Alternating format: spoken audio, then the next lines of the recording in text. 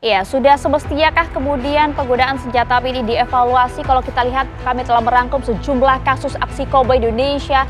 Terakhir pada Agustus 2024 kemarin kita juga sempat lihat yang terjadi di wilayah Depok, Jawa Barat. Belum lagi kemudian kasus-kasus lain yang juga sempat terjadi, pemirsa. Kami merangkum paling tidak ada sejumlah kasus aksi koboi di Indonesia, baik itu di jalanan maupun juga yang dilakukan oleh aparat TNI maupun juga Polri. 4 September, oknum TNI di Makassar bahkan sempat menodongkan pistolnya di depan rumah Ketua Bapilu di wilayah Makassar, Sulawesi Selatan.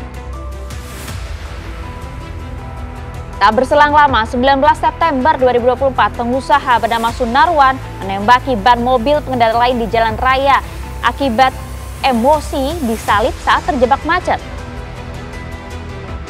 Pada 3 Januari 2025 kemarin, seorang petugas parkir di ASDP Cabang Bakauheni ditodong senjata api oleh oknum pegawai kantor Kecah Bandaran dan otoritas pelabuhan saat korban tengah mengecek kartu parkir. Kalau kita lihat juga yang terakhir 2 Januari 2025 kemarin, anggota TNI AL menjadi pelaku penembakan terhadap pemilik rental mobil di rest area KM 45 Tol Tangerang Merak. Ini ada sejumlah kasus yang kemudian kami rangkum yang juga menjadi sorotan. Pentingkah kemudian penggunaan senjata api ini harus dievaluasi?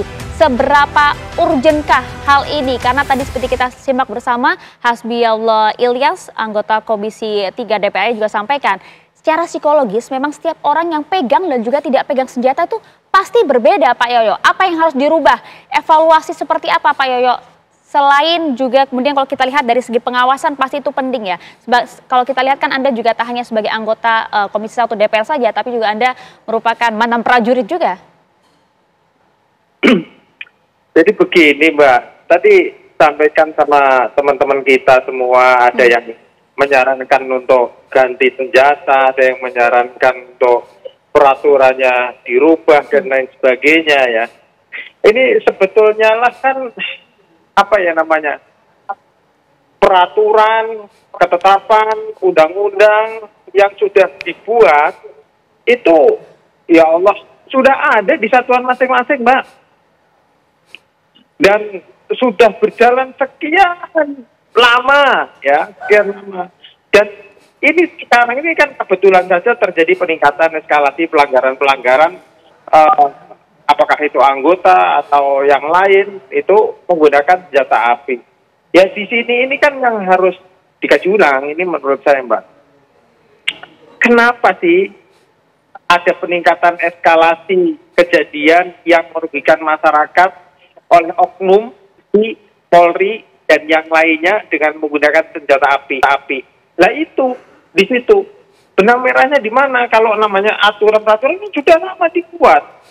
Nah, disinilah fungsinya untuk kaji ulang kembali, untuk review ulang kembali, apakah efektif belum nih organisasi yang sekarang ada ini.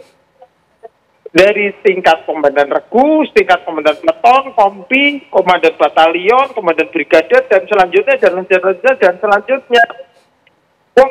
Di satuan tentara itu Mbak, itu ada istilah, nggak ada anak buah yang salah. Yang salah ki komandane. Nah, itu mbok dipegang Mbak. Kalau itu dipegang, berarti ini dinasdani sesuatu ini. Apakah ada misalkan, mohon maaf ini penurunan dari kualitas pemimpin yang ada? Nah ini harus dikaji. Kan ini dalam tanda kutip ya, beberapa waktu terakhir ini kan disampaikan marak gitu, ya marak. Ya oleh karenanya saya yakin nih Mbak, Panglima TNI dan seluruh kepala staf pasti dengan kasus-kasus yang terjadi ini berpikir. Pertanyaannya adalah kenapa bisa terjadi? Nggak mungkin Mbak, nggak mungkin Jo, karena ada kasus 1, 2, 3 secara beruntun diem aja, nggak mungkin. Kalau secara legal, undang-undangnya itu walau sudah dibuat dari zaman dulu, udah rapi, udah tertata, sudah bagus Mbak. Berarti ini sekarang ada penurunan mental, ada artinya, penurunan Iya, Pak Yoyo. Artinya evaluasi dan juga efektivitas dari pengawasan setiap instansi itu yang juga cukup penting. Nanti beberapa saran itu juga nampaknya cukup penting untuk disampaikan kepada Kapolri, Anda sebagai penasihat ahli Kapolri ya. Terima kasih banyak Pak Arianto atas waktu Anda bersama dengan kami. Terima kasih Pak Yoyo dan juga Pak Rukminto. Salam sehat untuk semuanya. Assalamualaikum.